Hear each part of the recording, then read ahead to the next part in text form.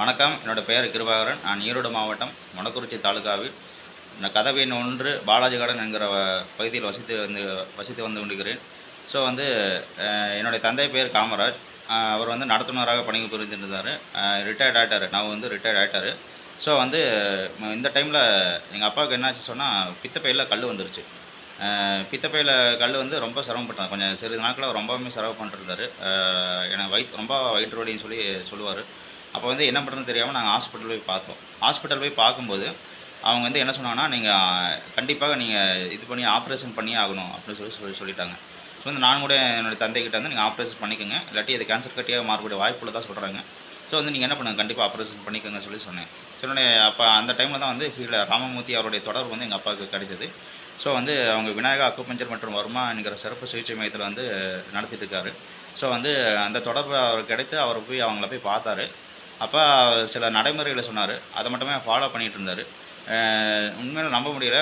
ஒரு மாத காலமாக அதுக்கு 1 மாதம் காலமாகவும் அவர் வந்து ஃபாலோ பண்ணியிருப்பார். ஃபாலோ பண்ணி சிறிது நாட்களே அவர் என்ன ஆச்சு சொன்னால், அந்த கல்லெல்லாம் கரைஞ்சிருச்சு சொன்னார். எனக்கு வயிற்று வலி இல்லை, எனக்கு அந்த கல்லெல்லாம் கொஞ்சம் கரைஞ்ச மாதிரி ஃபீலிங் இருக்குது அப்படின்னாரு. நம்ப முடியாமல் போய் மறுபடியும் ஸ்கேன் பண்ணி எடுத்து பார்த்தா, உண்மையிலே அந்த பித்தப்பையில கல்லே இல்லை. ரொம்ப ஆச்சரியமாக இருந்தது. இது வந்து ஒரு ஆப்ரேஷன் பண்ணி தான் சரி பண்ண முடியும், அந்த கல்லெல்லாம் எடுக்க முடியும் அப்படி சொன்ன அந்த கற்களை வந்து இவர் சொன்ன அந்த நடைமுறைகள் மூலமாகவே அதை கரைச்சிட்டாங்க அப்படிங்கிறது ரொம்ப ஆச்சரியமாக இருக்குது.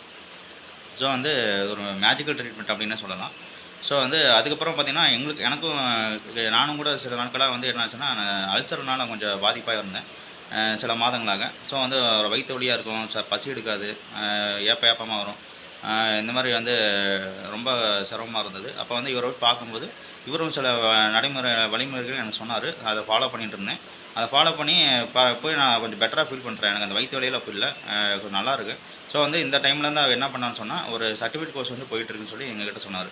ஸோ வந்து எனக்கு ரொம்ப இன்ட்ரெஸ்ட் இருந்துச்சு. பரவாயில்லையே, அப்போ நம்மளும் கண்டிப்பாக பண்ணலாம்னு சொல்லிட்டு அதை பற்றி டீட்டெயில் கேட்டோம்.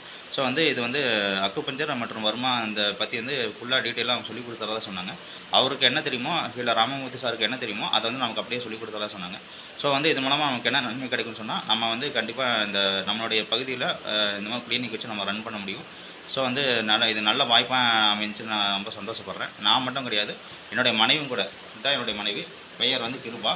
ஸோ வந்து என்னுடைய மனைவி நானும் சேர்ந்து இந்த சர்டிஃபிகேட் கோர்ஸை வந்து வில்லிங்காக இருக்கோம். இதை நாங்கள் கண்டினியூ பண்ணலான்னு ஒரு வில்லிங்கில் இருக்கோம். ஸோ வந்து இது மூலமாக வந்து எங்களுக்கு வாய்ப்பளித்த கீழ ராமமூர்த்தி சாருக்கு எங்களுடைய நன்றியும் வணக்கத்தையும் தெரிவித்துக் கொள்கிறேன். நன்றி.